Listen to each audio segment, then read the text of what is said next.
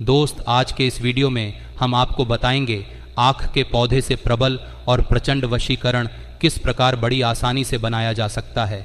वशीकरण करने की जो क्रिया होती है वह काफ़ी ज़्यादा सरल होती है, लेकिन तंत्रोक्त क्रियाएं होने के कारण काफ़ी लोगों को इनके बारे में पता नहीं होता है।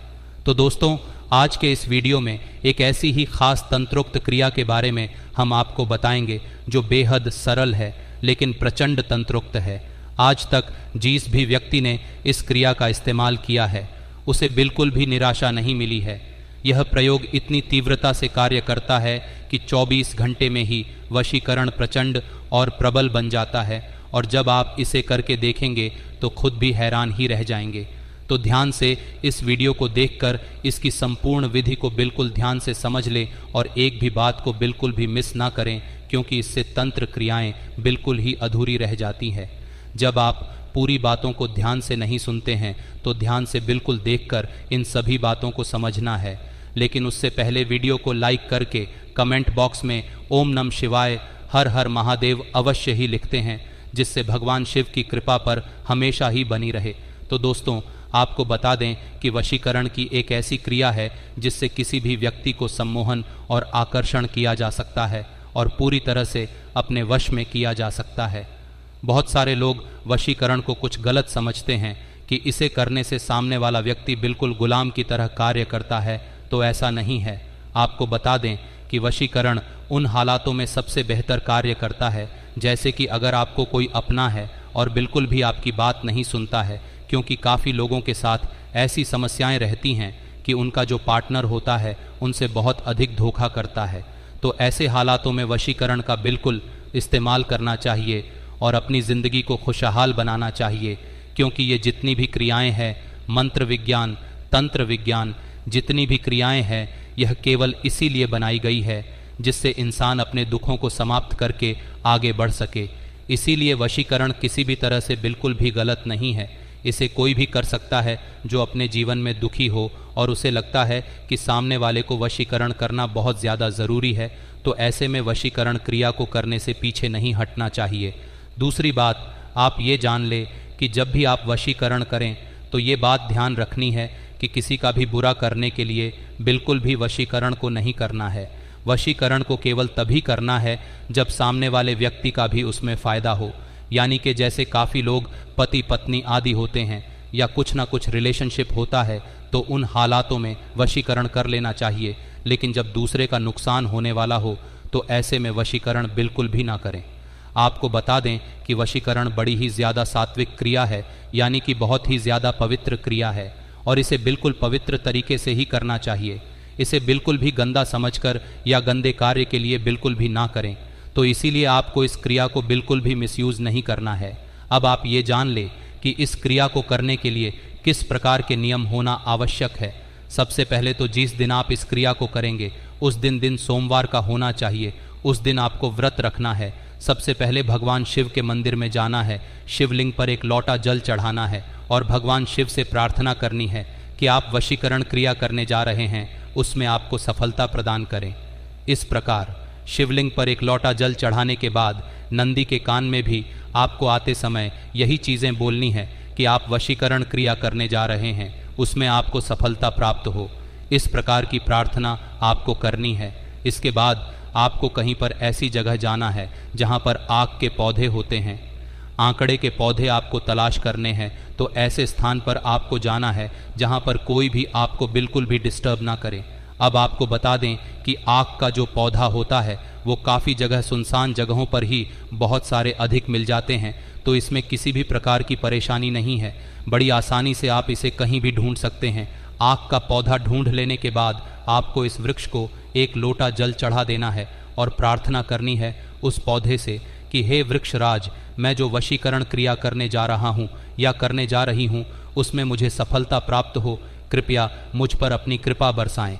बस इस प्रकार भूलकर आपको आंकड़े का जो पौधा है उसके जो 2 पत्ते आपको ऐसे देखने हैं जिनकी दिशा पूर्व और पश्चिम की ओर होनी चाहिए, यानी कि एक पत्ता पूर्व की ओर हो और एक पत्ता पश्चिम की ओर हो। ऐसा देख लेने के बाद बिल्कुल साफ सुथरे पत्ते, उनको अच्छी तरह पानी से धोकर, इसीलिए आपको लोटे में जल लेकर जाना है।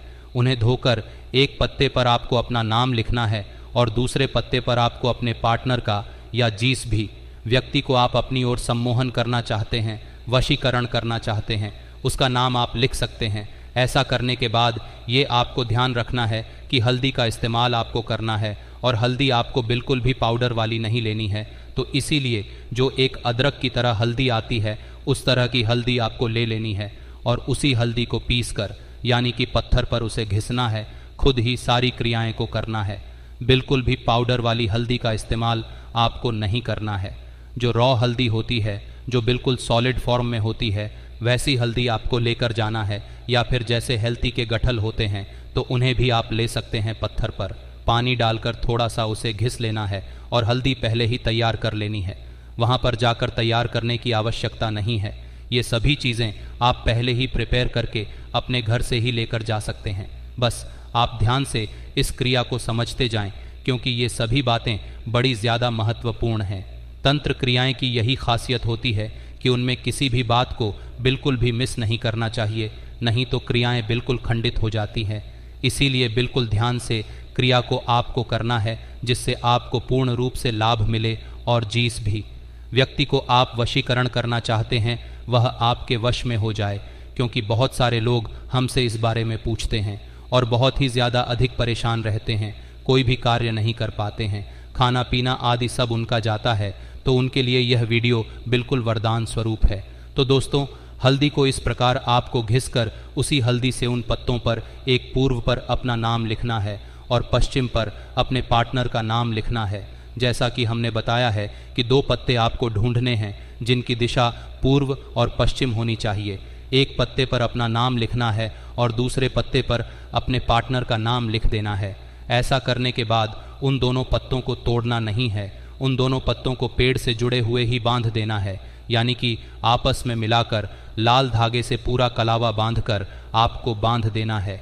पौधे को ऐसे, यानी कि 2 पत्ते जो आपने जिन पर नाम लिखे थे उनको आपस में बांध देने के बाद आंकड़े के पौधे पर थोड़े चावल चढ़ाकर फिर से 1 लोटा जल आपको चढ़ा देना है और फिर से आंकड़े के पौधे से प्रार्थना करनी है कि हे वृक्षराज, जो यह प्रयोग मैंने किया है, जिस पार्टनर के लिए किया है, कृपया उसे मेरे वश में करो।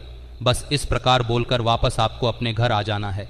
लेकिन सबसे महत्वपूर्ण बात इस बात का ध्यान रखना है कि वापस उस पौधे के आसपास कभी भी नहीं जाना है और ना ही उस पौधे को दोबारा देखना है। जैसे ही आप उस पौधे को क्रिया करके अपनी पीठ फेर लेंगे, उसके बाद दोबारा उस पौधे को भूल कर भी नहीं देखना है। बस यही सबसे महत्वपूर्ण क्रिया है। इसी प्रकार आपको इस प्रयोग को करना है, इसीलिए घर से दूर करना है जहाँ पर आपका बिल्कुल भी आना जाना ना हुआ करें। बस एक बार का ही प्रयोग है, बड़ी आसानी से किया जा सकता है, कोई भी बाधा नहीं है, कोई भी परेशानी नहीं है। और इस प्रयोग को करते ही 24 घंटे में ही आप खुद देखेंगे कि जो आपका पार्टनर है वो आपके लिए ऐसा तड़पने लगेगा कि आप खुद भी हैरान रह जाएंगे। बस इस बात का ध्यान आपको ये भी रखना है कि पूर्ण आस्था के साथ इस प्रयोग को करना है। पूर्ण आस्था से अगर आपने कर लिया तो 24 घंटे में रिजल्ट मिलना बिल्कुल निश्चित है, और अगर 24 घंटे में नहीं मिलता है तो 7 दिन का इंतज़ार करें। 7 दिन में बिल्कुल ही निश्चित ही रिजल्ट मिलता है, क्योंकि जैसा कि हमने पिछले वीडियो में भी बताया है कि आंकड़े का पौधा तंत्र होता है, काफ़ी ज़्यादा तंत्र क्रियाएं में इस्तेमाल होता है। महाकाली का ये प्रिय है और इसी में महाकाली के गणों का भी वास होता है। तो जैसे ये वशीकरण क्रिया आपको बताई गई है, बिल्कुल उसी प्रकार इस क्रिया को आपको करना है। इससे पूर्ण रूप से जो आपकी परेशानी है कि आपका पार्टनर आपको मिल नहीं रहा है, आपसे धोखा कर रहा है, ये सभी परेशानी ख़त्म हो जाएगी। आशा करते हैं आपको हमारी जानकारी पसंद आई होगी। ओम नमः शिवाय। हर हर महादेव।